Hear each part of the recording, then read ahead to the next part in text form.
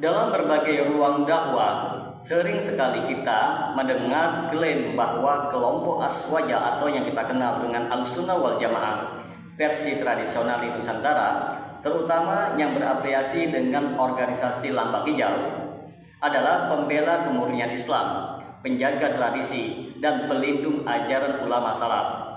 Namun ketika diteliti lebih mendalam, banyak praktik keagamaan yang dipertahankan dan bahkan dibela mati-matian oleh mereka justru masuk ke dalam kategori kesyirikan, baik dalam bentuk syirik besar maupun syirik kecil.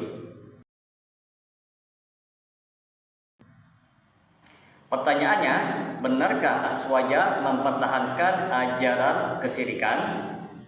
Ataukah ini hanya tuduhan tanpa bukti? Dalam pembahasan kali ini kita akan menelanjangi realita ajaran dan praktik Aswaja yang terindikasi mempertahankan kesyirikan atas nama tradisi seperti tabaruk, tawasul, dan hormat kepada wali. Bagi teman-teman sekalian yang penasaran dengan kelanjutan dari pembahasan video kali ini, maka tonton terus video ini hingga selesai agar kita menemukan fakta yang sebenarnya.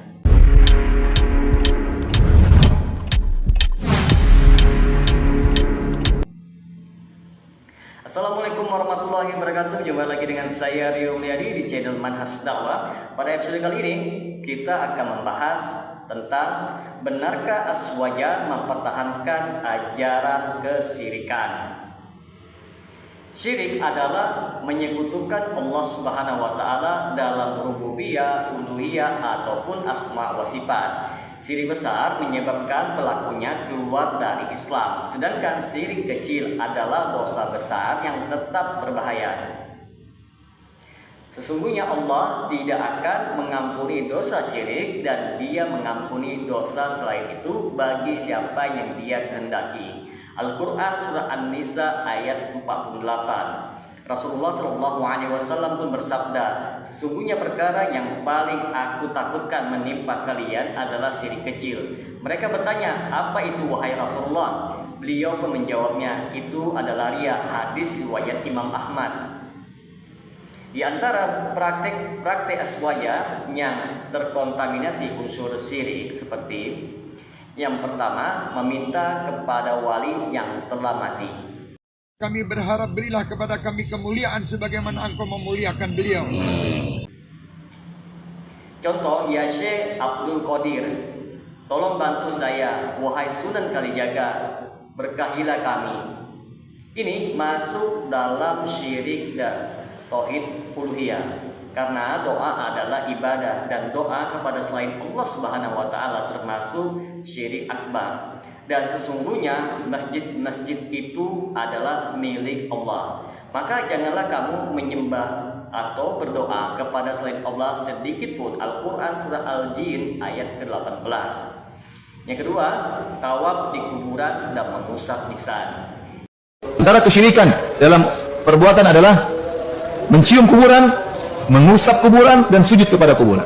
Di berbagai kasus, di berbagai situs wali, misal Sunan Ampel, Sunan Gunung Jati, orang-orang tawaf mencium batu nisan, bahkan mengusap-ngusap sambil memanjatkan harapan mereka.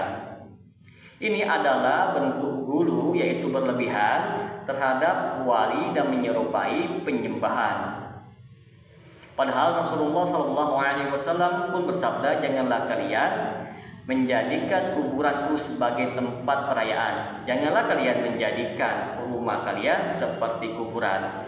Bersalawatlah kepadaku karena salawat kalian akan sampai kepadaku dimanapun kalian berada. Hadis riwayat Abu Dawud. Yang ketiga, selamatan, tumpengan, dan sesajen untuk roh. Sallallahu Muhammad. Mau senang kayak pada bubar nih. Sallallahu Muhammad. Budaya tahlilan seperti 7 hari, 40 hari, 100 hari, bahkan 1000 hari dengan keyakinan memberikan manfaat bagi mayit disertai sesajen untuk arwah. Ini adalah warisan budaya Hindu Jawa yang diselipkan dalam nama Islam. Sebagian masyarakat meyakini bahwa roh masih gentayangan dan perlu diberi makanan. Ini jelas bukan ajaran Islam, teman-teman. Dan bahwasanya tidak ada bagi manusia kecuali apa yang telah diusahakannya. Al-Quran Surat An-Najm ayat ke-39. Yang keempat, pengkultusan kiai dan tarekat. Kiai dianggap maksum, tidak boleh dikritik. Dan dalam tarekat tertentu, murid bersumpah setia untuk taat sepenuhnya kepada mursyid. Bahkan meyakini mursyid bisa menyampaikan mereka kepada Allah Subhanahu wa taala. Ini adalah bentuk kesyirikan dalam wasilah karena menjadikan manusia sebagai perantara yang tidak diajarkan dalam syariat Islam. Adapun dalil aswaya itu hanya sebuah tabaruk dan tawasul. Berziarah di pagi hari ini di tempat ini di orang tua kami ya Rabb, sebagaimana Rasul mengatakan doa anak-anak yang saleh di Kelompok aswaja sering sekali berdalil bahwa mereka tidak menyembah wali, hanya mengambil berkasnya saja. Mereka tidak berdoa langsung, hanya bertawasul. Namun realita prakteknya tidak sesuai dengan dalil mereka. Banyak dari mereka menyebut nama wali di dalam doa-doa mereka, berharap dikabulkan oleh wali tersebut, bukan oleh Allah Subhanahu wa taala. Padahal tabaruk yang dibenarkan adalah yang berasal dari Nabi dan ditunjukkan dari bukan dari kubur, nisan atau benda-benda yang tidak punya keutamaan dalam syariat. Oh, nggak ngaji ini, celeng berarti Wahabi mereka. Wahabi mereka. Hajar siap wain. Maka bagaimana fatwa ulama Ahlussunnah wal Jamaah tentang praktek ini?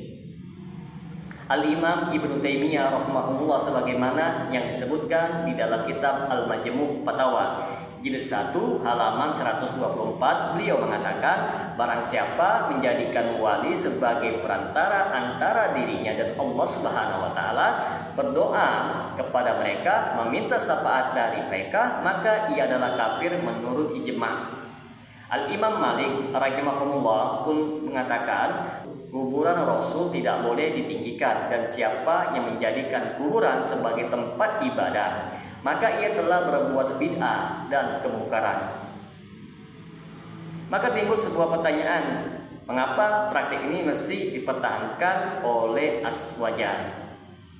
Adanya doktrin Islam Nusantara yang membolehkan sinkretisme, fanatisme terhadap tradisi leluhur, kurangnya ilmu tauhid dan ilmu manhaj, pembelaan terhadap tarekat sesaatnya mengakar, ketakutan dianggap sebagai Wahabi atau anti budaya. Terus apa solusinya, teman-teman? Solusinya ialah kembali kepada tauhid yang murni. Dakwah tauhid harus dimulai dari mengajarkan bahwa hanya Allah yang layak disembah dan dimintai. Wali, kiai, bahkan nabi sekalipun tidak boleh dijadikan perantara di dalam berdoa. Setiap bentuk ibadah harus ada dalilnya. Katakanlah, sesungguhnya sholatku, sembelihanku, hidupku, dan matiku hanya untuk Allah, Rabb semesta alam. Tidak ada sekutu baginya. Al-Quran Surat Al-An'am ayat 162 sampai 163. Maka dapat kita simpulkan di sini, teman-teman sekalian, jika kita masih mempertahankan ajaran dan praktek yang bertentangan dengan tauhid hanya karena ingin menjaga tradisi, maka kita sedang menjerumuskan umat ke dalam kesyirikan yang dulu diperangi oleh para nabi. Saatnya kita tinggalkan taklid kepada tradisi dan kembali kepada ajaran yang murni, yaitu Al-Quran dan As-Sunnah dengan pemahaman salafus soleh. Aswaja harus berpisah dengan kesyirikan jika benar-benar ingin membela Islam. Semoga dengan sedikit penjelasan ini dapat memberikan manfaat bagi teman-teman sekalian, dan apabila channel ini dapat memberikan manfaat bagi teman-teman sekalian, silakan subscribe dan share. Semoga bermanfaat. Assalamualaikum warahmatullahi wabarakatuh.